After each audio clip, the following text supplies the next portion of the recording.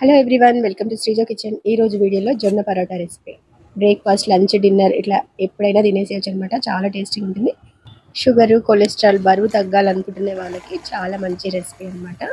దీనికోసం ముందుగా మనము ఒక మిక్సీ జార్లోకి నానబెట్టిన శనగలు, పెసర్లు మొలకెత్తించినవి అనమాట. అవి వాటిని వేసుకోవాలి. దాంట్లోకి కొంచెం జీలకర్ర, అల్లం, పచ్చిమిర్చిని వేసుకొని జస్ట్ అట్లా కోర్స్గా గ్రైండ్ చేసుకొని ఒక బౌల్లోకి వేసేసుకోవాలి. శనగలు, పెసర్లలో ప్రోటీన్, ఫైబర్ ఎక్కువగా ఉంటుంది కాబట్టి చాలా హెల్దీ అనమాట. తర్వాత తోటకూర నేను వేస్తున్నాను సన్నగా కట్ చేసి. దాని ప్లేస్లో పాలకూర కానీ, మునగాకు అట్లాంటి ఏ ఆకుకూర అయినా వేసుకోవచ్చు. ఇంకా ఆనియన్స్, క్యారెట్ కూడా వేసేస్తున్నాను. తర్వాత ఒక కప్పున్నర వరకు జొన్న పిండి, కొంచెం సాల్ట్ వేసేస్తున్నాను. వీటిలో వాటర్ అయితే నేను యాడ్ చేయను అనమాట. ఆ కూరగాయల్లో ఉన్న పచ్చిదనంతోనే మనం పిండినంతా అట్లా మంచిగా గట్టిగా అట్లా చేయితోని పిసుకుతూ కలుపుకోవాలన్నమాట.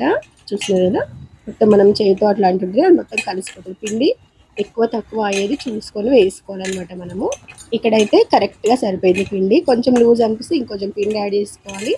అంటే ఇట్లా ముద్ద అయితే గట్టిగా వచ్చేసేయాలి. చూస్తున్నారు కదా, దీంట్లో నుంచి మనం పరోటాలు ఎంత సైజ్ చేసుకుంటామో అంత చిన్న చిన్న బాల్స్ లాగా చేసి పెట్టుకోవాలి.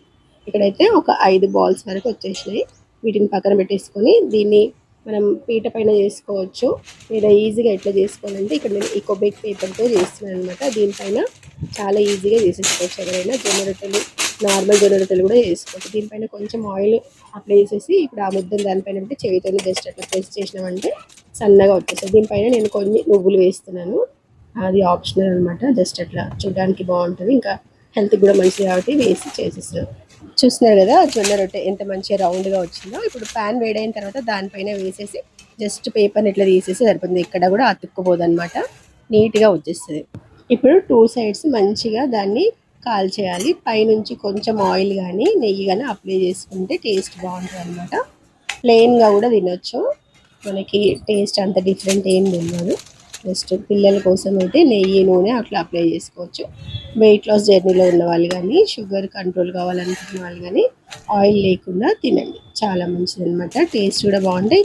వీటిని మనం చట్నీతో తినొచ్చు, కర్రీతో తినొచ్చు. అంటే బ్రేక్ఫాస్ట్ లాగా తిన్నప్పుడు చట్నీతో, నార్మల్గా లంచ్, డిన్నర్ అప్పుడు కర్రీస్తో తినొచ్చు. ఎట్లా తిన్నా బాగుంటాయి అనమాట. ఈ జొన్న పరాటా రెసిపీ నచ్చితే తప్పకుండా ట్రై చేయండి. వీడియో నచ్చితే కనుక లైక్ చేయండి, షేర్ చేయండి, హైప్ చేయండి. ఫస్ట్ టైం నా ఛానల్లో చూస్తున్న వాళ్ళు సబ్స్క్రైబ్ కూడా చేసుకోండి.